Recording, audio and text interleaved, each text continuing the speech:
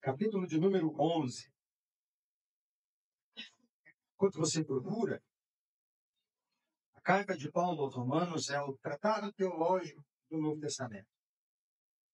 Nós temos na carta aos Romanos todos os temas bíblicos concernentes à manifestação de Deus, concernentes ao relacionamento de Deus com o seu povo. Paulo, ele escreve talvez uma das maiores obras já escritas pelo homem, inspirado. Não estou aqui diminuindo os 4 evangelhos, é lógico. Não estou aqui também diminuindo as outras cartas paulinas e as epístolas dos outros apóstolos universais, as epístolas universais. Mas a carta de Paulo aos Romanos, ela tem um lugar muito especial na Escritura. Já houve quem dissesse que se acabasse, como tentam, com todas as Bíblias do mundo, e tudo fosse queimado, deletado, apagado, e não tivéssemos mais registros, se encontrássemos a carta de Paulo aos Romanos, nós teríamos o Evangelho. Teríamos toda a Bíblia. Então, é uma carta especial. E Paulo, ele escreve isso para uma igreja que ele não conhecia do ponto de vista físico. É outra coisa interessante, né? Paulo escreve uma carta para uma igreja que ele não conhece os membros pessoalmente. Ele escreve respondendo questões que chegaram a ele como apóstolo, mas que ele não tem o conhecimento local, o conhecimento lá com eles, né? Eu acho interessante a carta ter esse peso e é escrito para uma igreja que ele não tem convívio, que ele não teve convívio. Apesar de estar na capital romana, uma igreja que está no coração do império, é uma igreja que Paulo não conhece. Apesar também de que, se você prestar atenção na história de Paulo, a igreja talvez tenha começado, ou pelo menos tenha engordado, vamos dizer assim, tenha crescido, com o ministério de Paulo quando preso.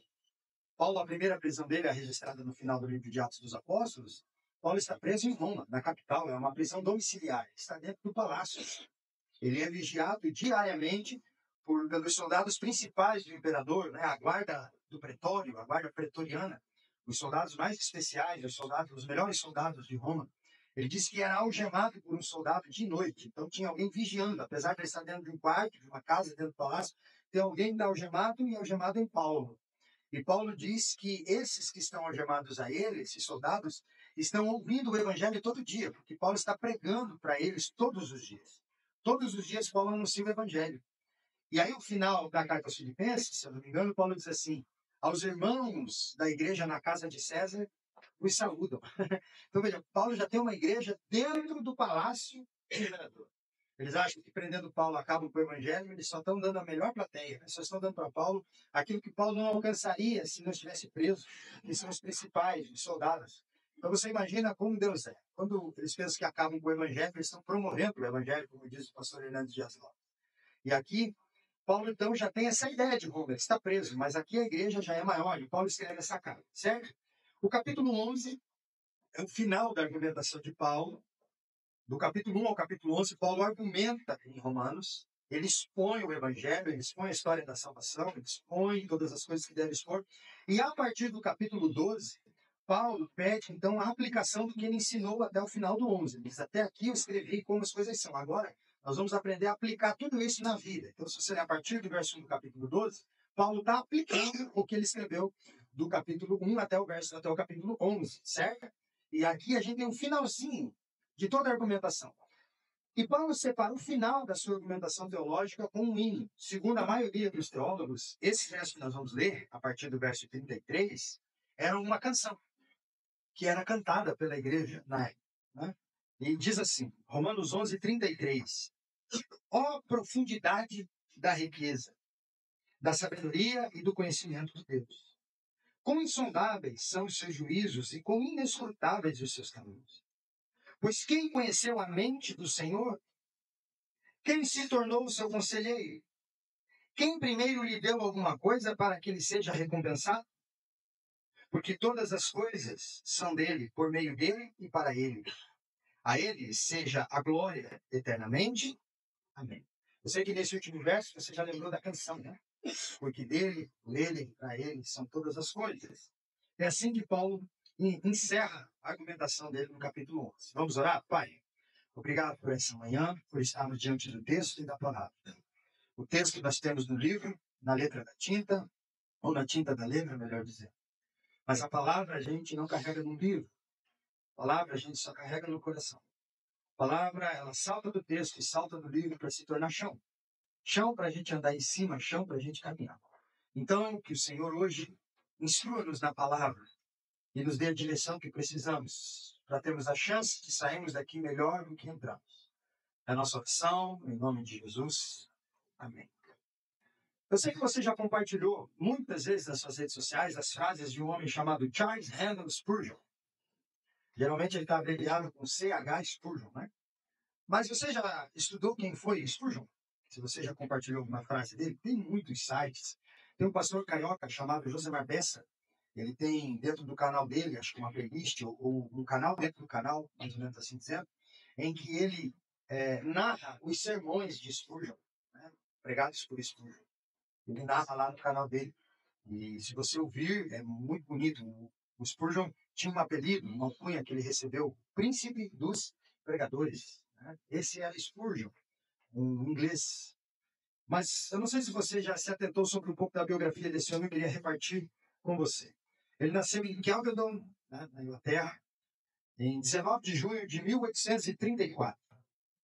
E ele morreu em Menton, na França, em 31 de janeiro de 1892. E ele era um batista, um pastor batista inglês.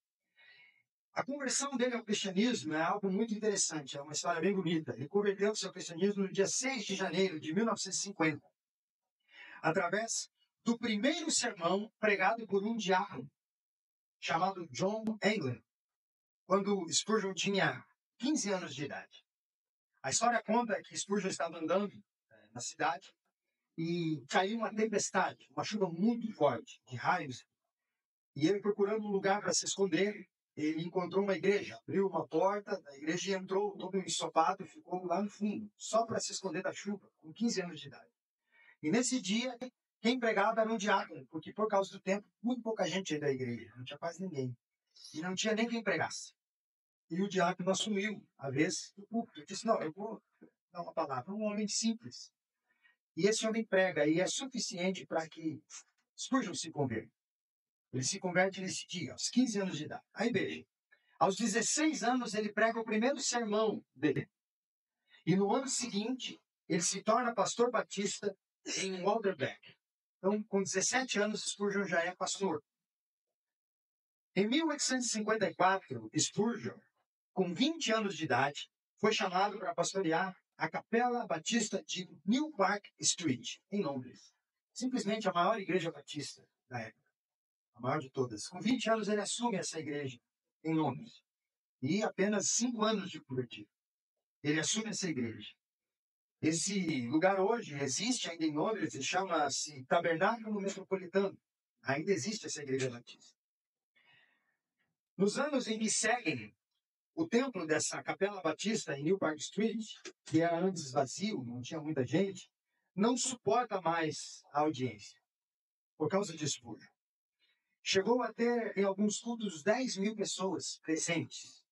E contam-se histórias que, às vezes, ficavam o mesmo número de pessoas do lado de fora, para ouvir Spurgeon.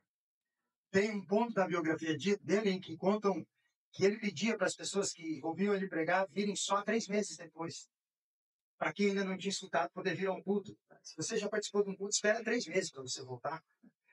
Porque senão tem gente que nunca vai escutar. Era muita gente para ouvir esse homem, né? Charles Haddon Spurgeon.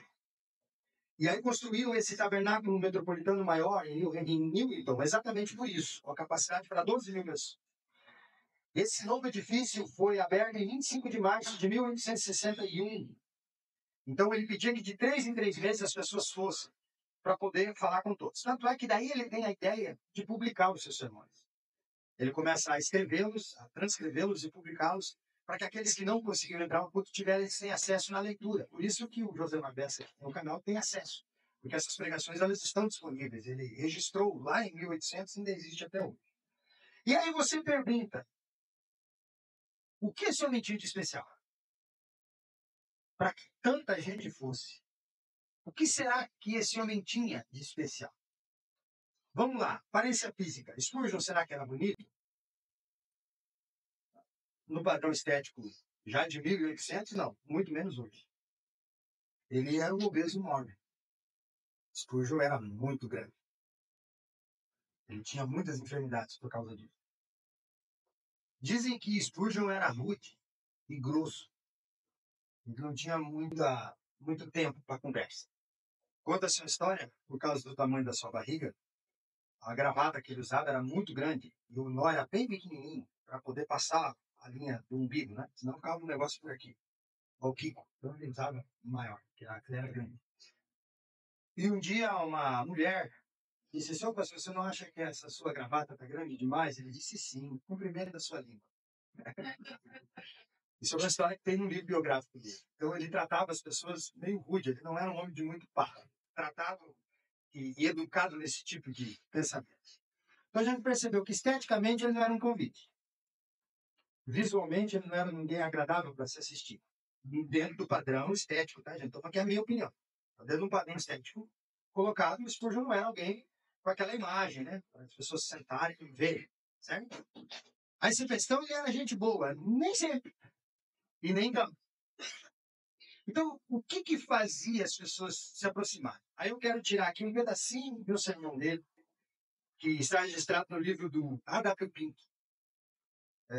E o Pink coloca esse trecho aqui no seu livro de atributos de Deus, no atributo da soberania de Deus. E Spurgeon disse assim, não há atributo, falando da soberania, não há atributo mais consolador para os filhos de Deus do que a sua soberania. Porque sob as circunstâncias mais adversas, em meio às mais duras provações, os filhos de Deus creem que na sua soberania Deus ordenou todas as suas aflições e que ele dirige essas aflições soberanamente e que na sua soberania ele santificará todas as suas provações. Por outro lado, não há atributo mais odiado pelos mundanos do que a soberania divina. Os homens permitem que Deus esteja em toda parte, menos sentado no seu trono. Dispõe-se a deixá-lo em sua oficina, formando o mundo, criando estrelas. Dispõe-se a deixá-lo em sua dispensa, distribuindo esmolas e concedendo bênçãos. Dispõe-se a deixá-lo sustentando a terra e mantendo as ondas do mar nos seus limites. Mas quando Deus senta no seu trono, esses mundanos rangem os dentes. E quando nós pregamos um Deus soberano, entronizado, nos amaldiçoam e se fazem de surdos para não nos ouvir. Porquanto Deus no seu trono não é o Deus que eles amam, mas Deus no seu trono é o Deus que muito nos agrada pregar. Isso aqui é um trechinho de um sermão. O que fazia tanta gente se reunir a ponto de ficar desconfortável era o que ele dizia. Eu acho interessante que ele não tem nenhum atributo estereótipo ou estereotipado, né? Nenhum atributo externo para chamar a atenção. Parece que esse é o jeito que Deus trabalha, não? Isaías vai dizer que o nosso Cristo não tinha beleza e nem formosura. Para que atentássemos, ou para que dessemos atenção para ele. Homem de dores, experimentado nos trabalhos e que sabe o que é padecer. Essa ideia do Jesus com o cabelo castanho claro, loiro, dos olhos azuis, isso não é um fato. Tá? Esse Jesus não é o Cristo que Isaías descreve. Jesus não tinha nenhuma beleza, nenhuma atração física, diz Isaías. Em outras palavras, ele não era bonitão. Jesus era um homem de dores, experimentado nos trabalhos. Rugas do sol, calos na mão. Um homem comum que acorda cedo e dorme tarde para sustentar a família. Jesus era carpinteiro. E aí você vai para os discípulos, parece que se repete, né? Atos vai dizer para nós, Lucas vai registrar no livro de Atos, que Pedro e João, pelo menos, eram iletrados, semi-analfabetos. Homens rudes também.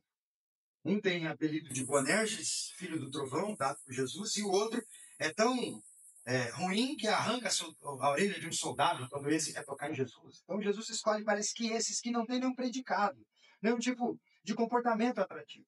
Simplesmente para que toda a atenção se volte para o que ele diz, e não para quem ele é ou para o que ele apresenta de si mesmo. Parece que isso se repete com Spurgeon. Não é quem ele é, mas é o que ele prega, que faz com que as pessoas se reúnam em volta do Evangelho quando ele abre a boca. Por quê? Porque Deus é soberano. Eu gosto muito de parafrasear o desenho do Ratatouille, quando o crítico, o Anton negou, no final vai fazer a crítica, né, à comida que ele come, que o ratinho fez. E ele diz que ele nunca gostou do lema de que qualquer um pode cozinhar, porque para ele cozinhar era algo caro, era algo precioso. Aí ele diz, mas hoje eu revejo o que eu digo.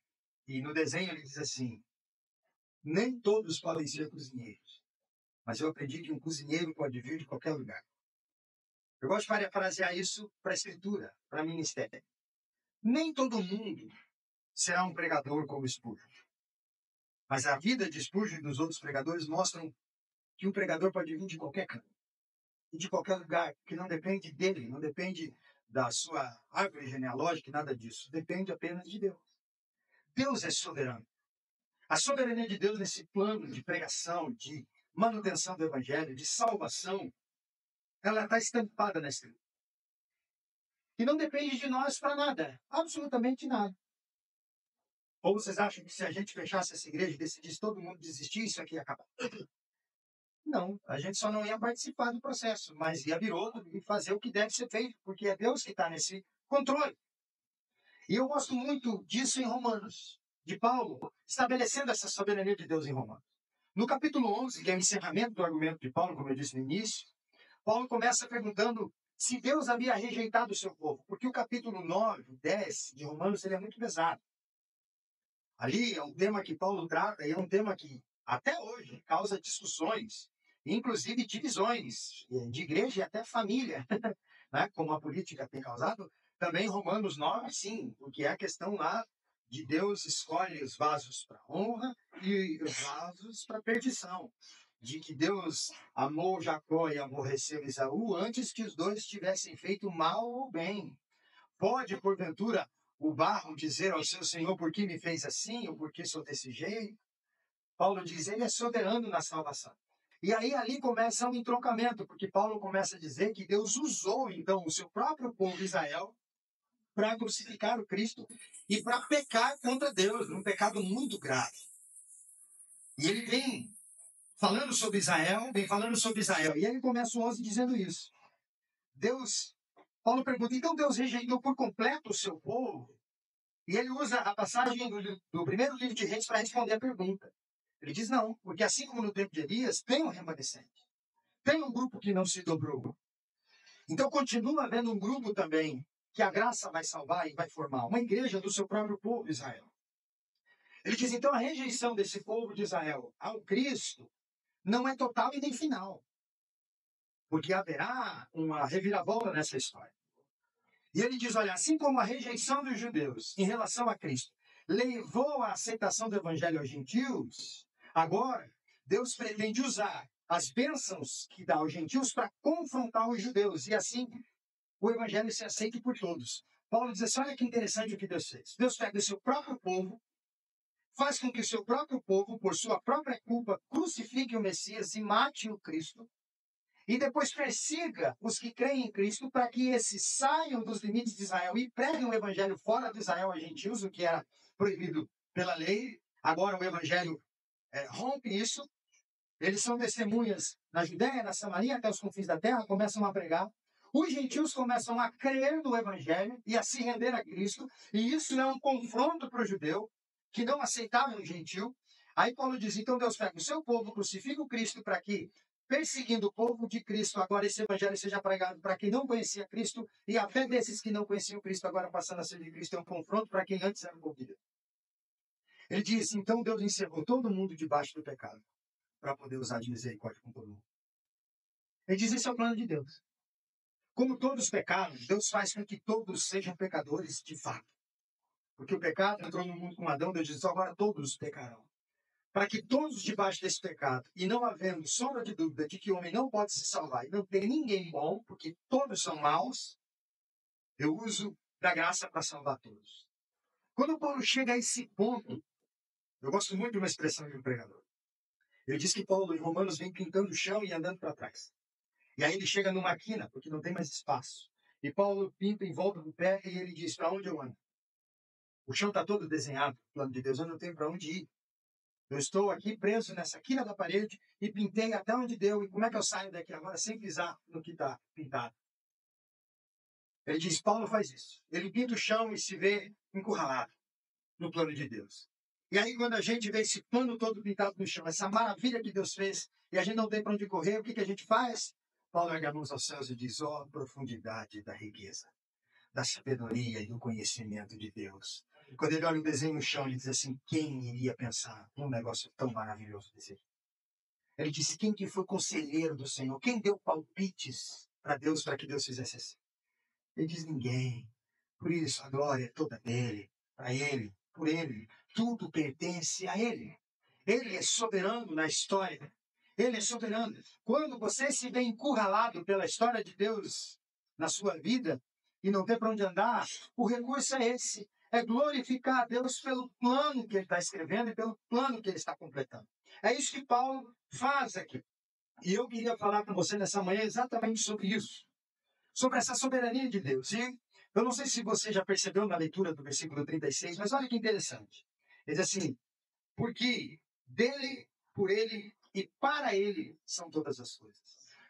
Nesse versículo único, a gente tem três aspectos da soberania de Deus.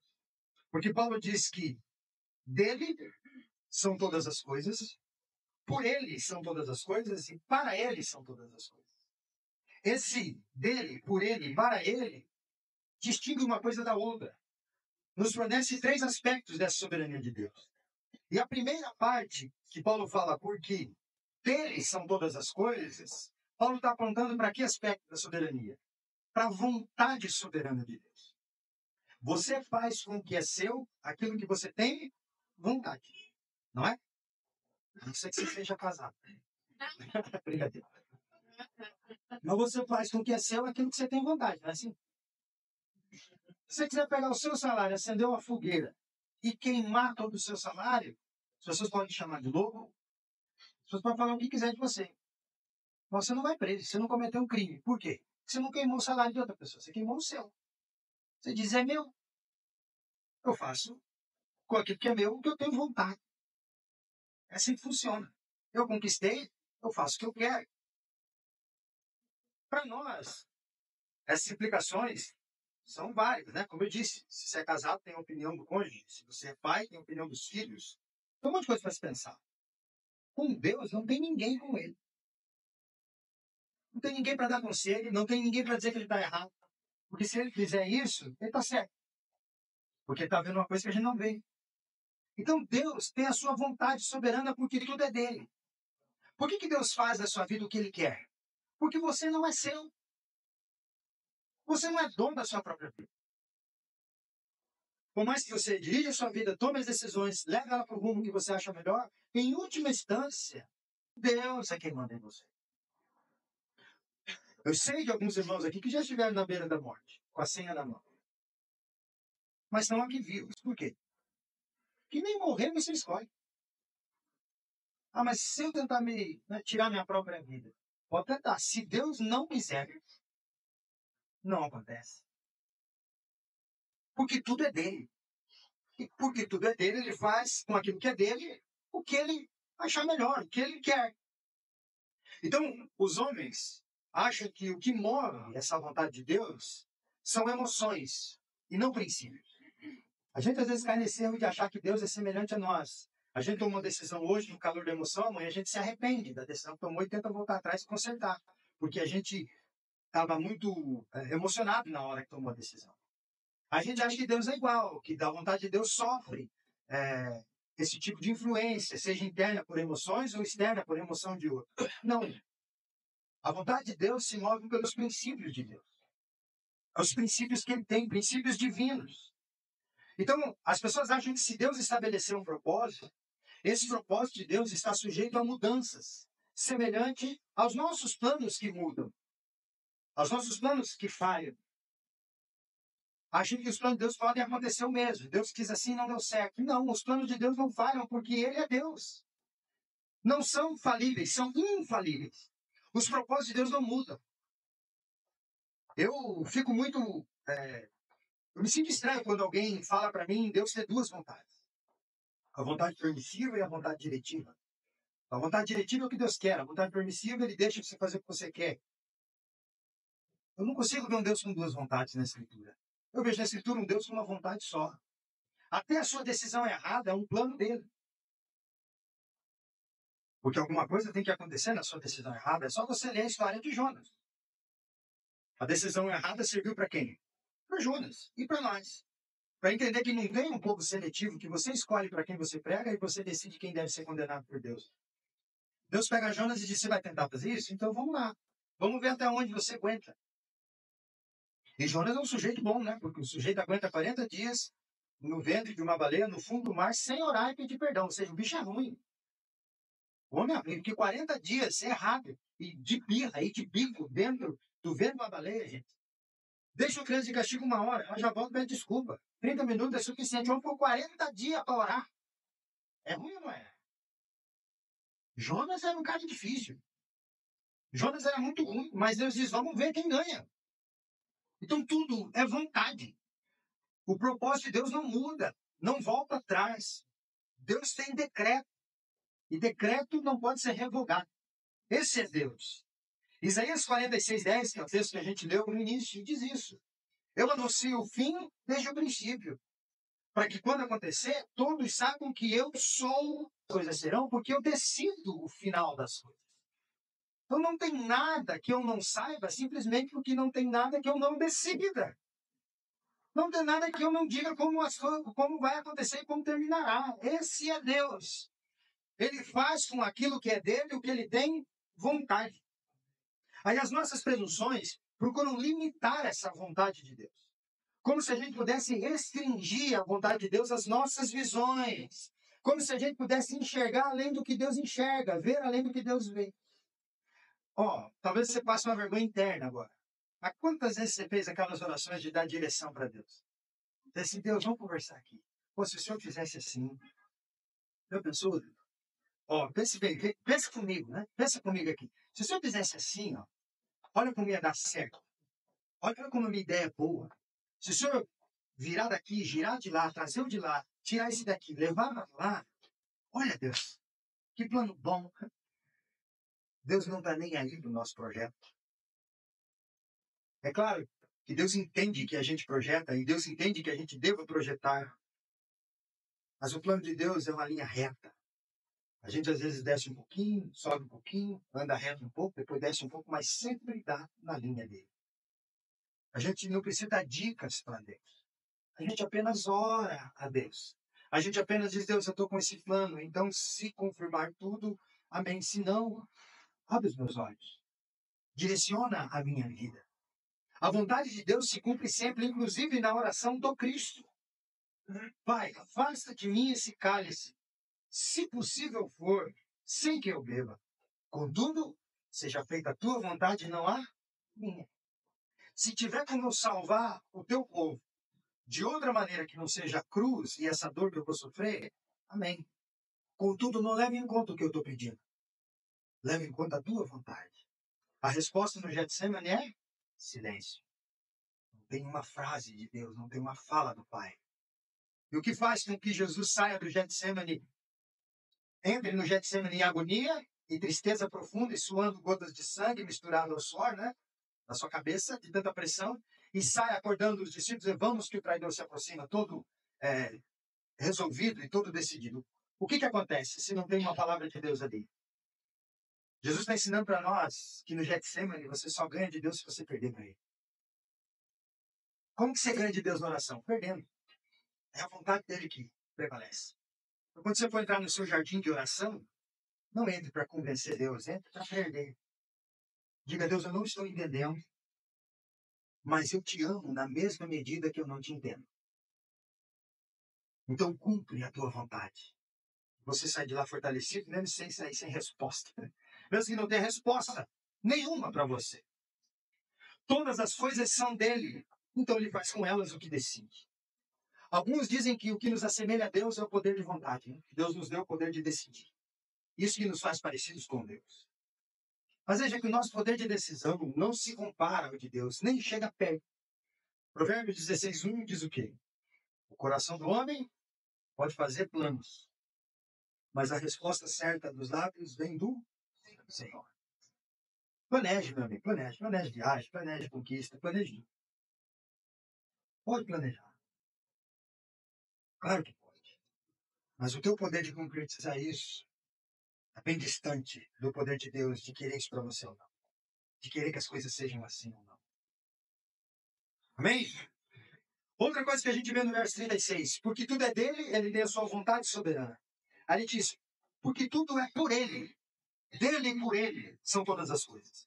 Quando Paulo fala do por ele, Paulo está falando do quê? Do governo soberano de Deus. Tudo passa por ele. Tudo passa por ele. Nada é desassistido. Nada está solto. Tudo passa por Deus. Ele governa. Deus não só opera a vontade no que é seu, mas ele trabalha essa vontade sem impedimento nenhum. Para Deus, não há nenhum problema em fazer a gente voltar atrás e regredir passos na vida. A gente acha que isso é uma derrota. Deus diz, não. Isso é andar para frente comigo. Para você, parece que você recuou. Para mim, está tudo andando do jeito que eu quero. Eu governo, eu trabalho à vontade, a minha vontade. Então, a gente entende por esse verso que Deus faz que aquilo que é seu trilhe caminhos preparados por Ele para chegar no fim que Ele mesmo preparou para Ele. Que Ele mesmo preparou. É assim que Deus trabalha, é assim que Deus governa as coisas. O próprio verso 11, o capítulo 33 de Romanos, verso 11, não, o capítulo 11, verso 33, está ao contrário. Diz aqui, ó profundidade da riqueza, da sabedoria e do conhecimento de Deus. Quão insondáveis são os teus juízos e quão inescrutáveis os seus caminhos. Ele diz assim, como que a gente vai entender o caminho de Deus? Ele diz, é insondável. Acima de qualquer investigação. Não tem como investigar. E a maneira dele agir é inescrutável. Não tem como a gente conhecer os segredos de Deus, o porquê Deus age como age. E o sentido aqui não é um ocultismo, uma ação oculta, mas está se referindo ao fim. O que Paulo está dizendo é que quando você chega no fim, quando aquilo que você está esperando se conclui, tenta fazer uma retrospectiva de como chegou naquilo ali e tenta lembrar de cada detalhe. Ele diz, não dá para lembrar. Porque um dia eu acordei desesperado, um dia eu dormi desesperado e acordei bem, e eu não sei o que aconteceu durante a noite para que isso mudasse. Então como que a gente faz? Como que a gente faz para saber? Não tem, a gente vive por fé. A gente vive por fé no governo soberano de Deus e no governo de Deus que trabalha tudo, que tem todas as coisas diante dele, todas as possibilidades. A gente diz, né, que nós servimos ao Deus do impossível. Aí a gente faz uma pergunta, mas o impossível é impossível. Aí a gente, como um crente pentecostal, diz o quê? Não é impossível para Deus. Aí faz uma pergunta, Deus pode fazer com que 2 mais 2 sejam 5? Ele diz não, porque 2 mais 2 são 4. Então tem um impossível para Deus. Deus não pode fazer com que 2 mais 2. Sabe por que 2 mais 2 não é 5? Porque Deus decidiu que 2 mais 2 é 4. Então quando a gente diz que para Deus não existe impossível, a gente está querendo dizer o quê? A gente está querendo dizer outra coisa. A gente está querendo dizer que Deus conhece todos os possíveis. E o impossível é algo que ele não cogita, porque não passou na mente dele. Por isso não há impossível. Então, por exemplo, diante de Deus estão todos os possíveis para a sua vida. Todos os possíveis para ela. E ele tem diante dele todas elas. E por saber todos os possíveis, não tem impossível para ele. Porque ele não criou nenhum caminho que ele não possa derrubar, passar por cima. Entende? Essa ideia de não há impossível para Deus é a ideia de que Deus não tem surpresa. Não tem nada que o surpreenda, não tem nada que ele diga, por essa eu não contava. Ele conhece todos os possíveis. E se a gente pudesse fazer uma retrospectiva e conhecêssemos os segredos de Deus, a gente ia ver o ponto de virada, né? Ia dizer, então foi aqui. Mas para nós passou. A gente nem percebeu.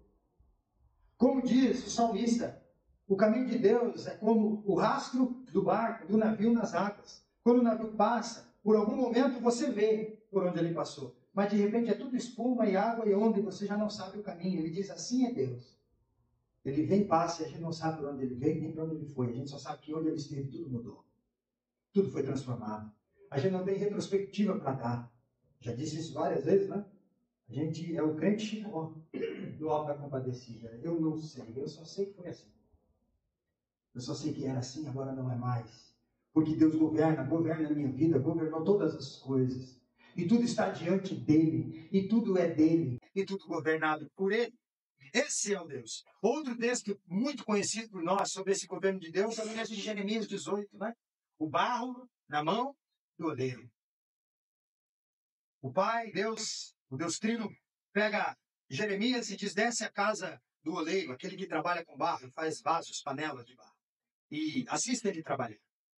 E aí ele põe barro naquela roda que gira com o pé, e ele vai formando, e de repente o barro não ficou do jeito que ele queria, o vaso não está tomando a forma que ele quer. Ele desmancha e começa de novo. Aí Deus diz a Jeremias: assim é o meu povo na minha mão, como esse barro na mão do oleiro. Eu desmonto, faço de novo. Eu desconstruo e construo de volta.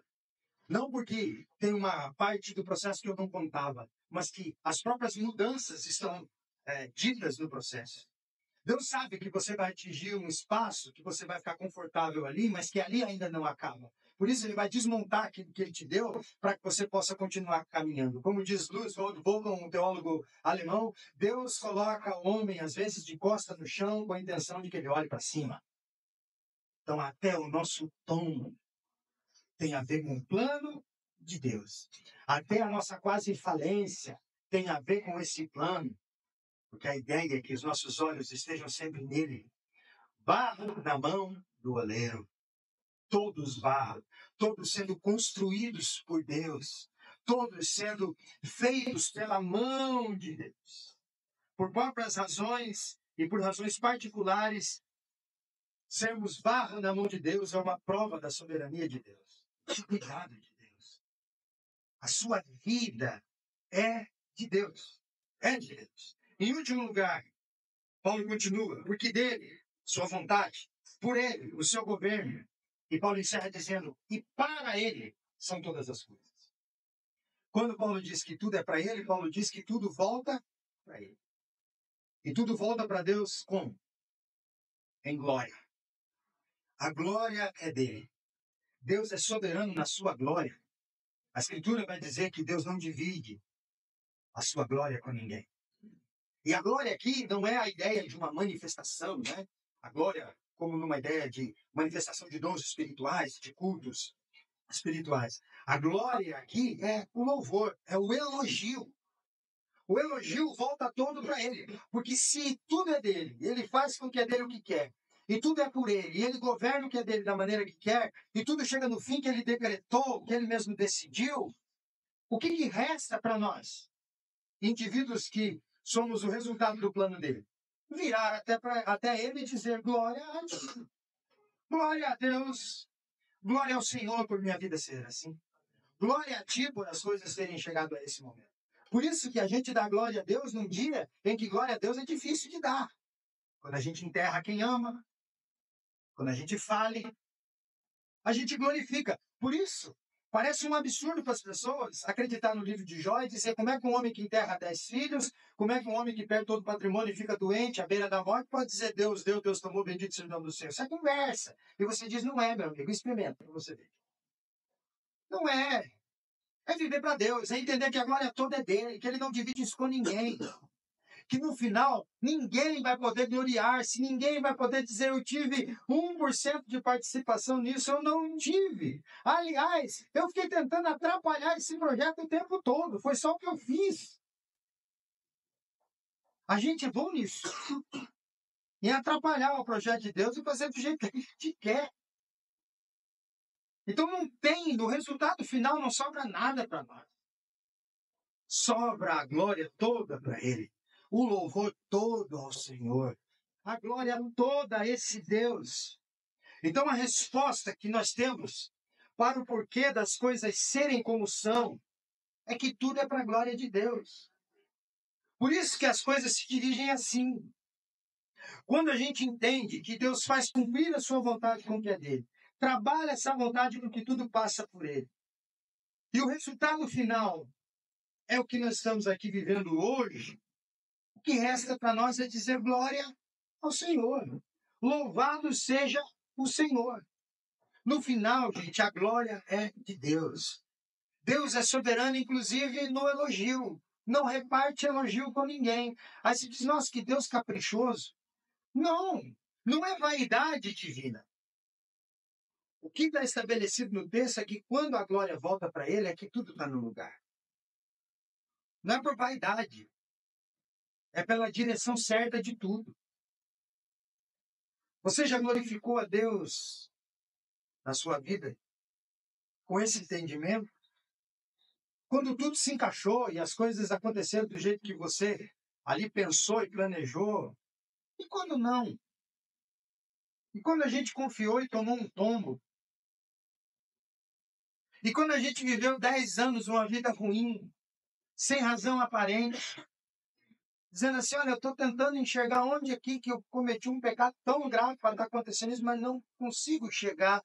E diz, não tem, é apenas Deus trabalhando, é apenas Deus governando, e é apenas Deus glorificando o nome dEle por meio da tua vida. É o Deus da providência.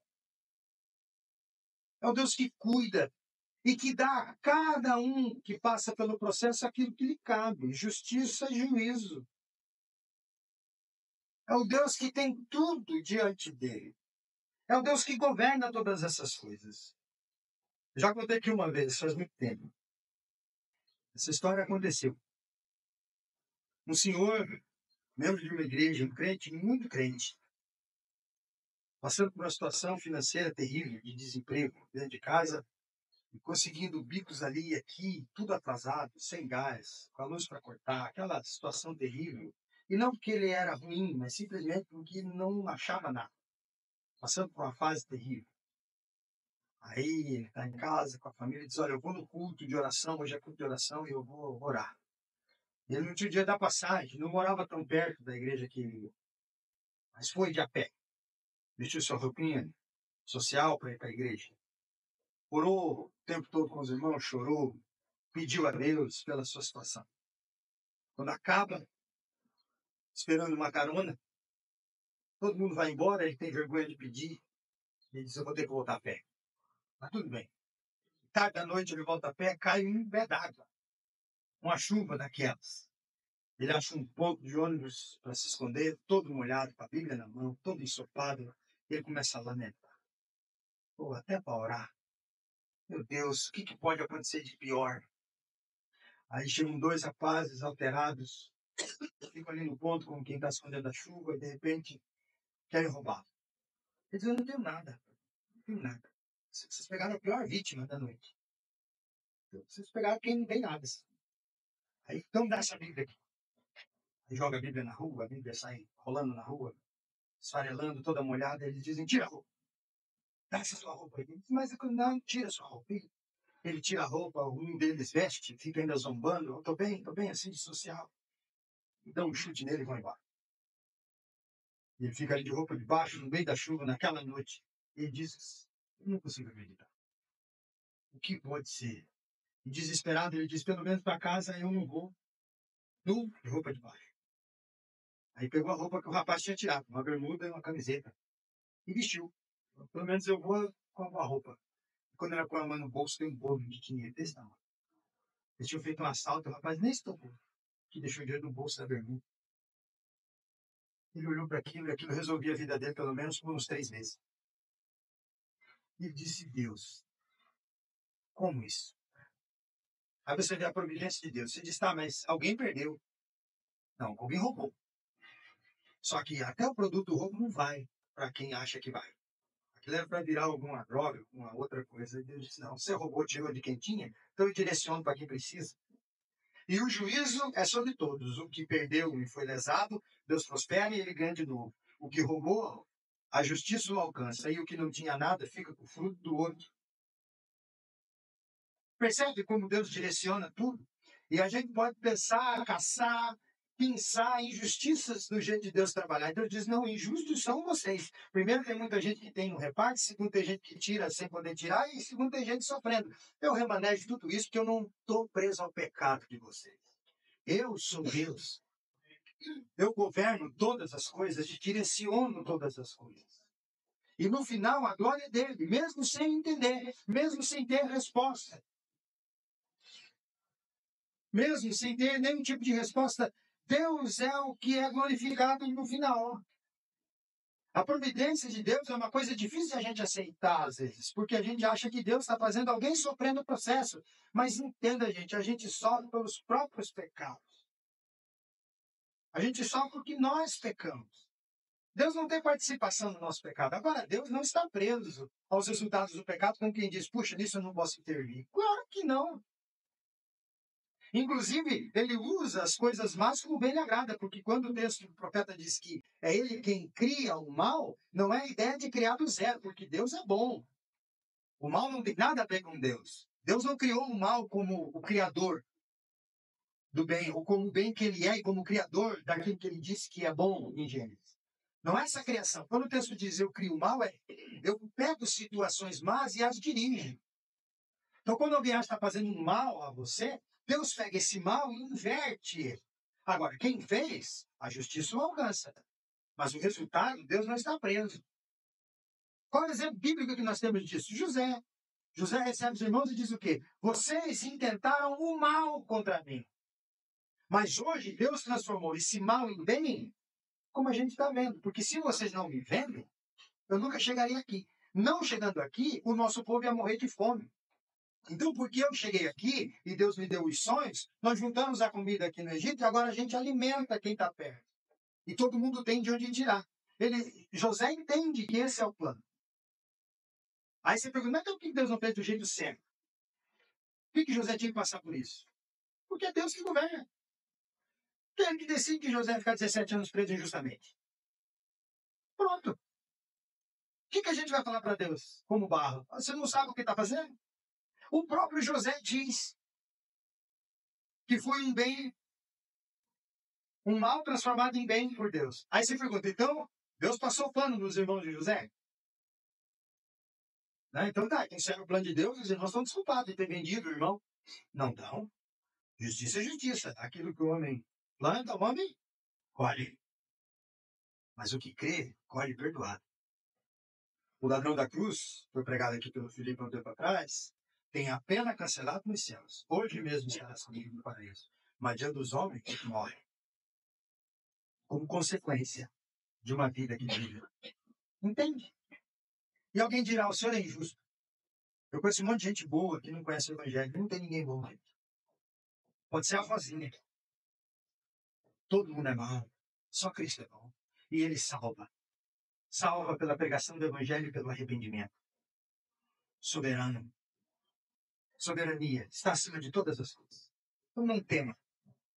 Não tema o próximo governo da cidade de Convinhas. Não tema o próximo governo do estado de Santa Catarina. Não tema o próximo governo do país, Brasil. Não tema nada disso. Há um Deus soberano. Todos os impérios que se levantaram para destruir o povo de Deus caíram e nós permanecemos em pé. E Cristo continua governando. Os Césares que diziam que eram Deus, a maioria nem um nome tem citado na história. São pouquíssimos que têm um nome citado. A maioria passou, apagou e ninguém sabe quem foi. E o nome de Jesus continua eterno, poderoso, governando, assentado no trono. E é nisso que a gente precisa crer. Amém? Amém. Amém. Vamos passar para um momento importante. Vamos passar para a nossa ceia.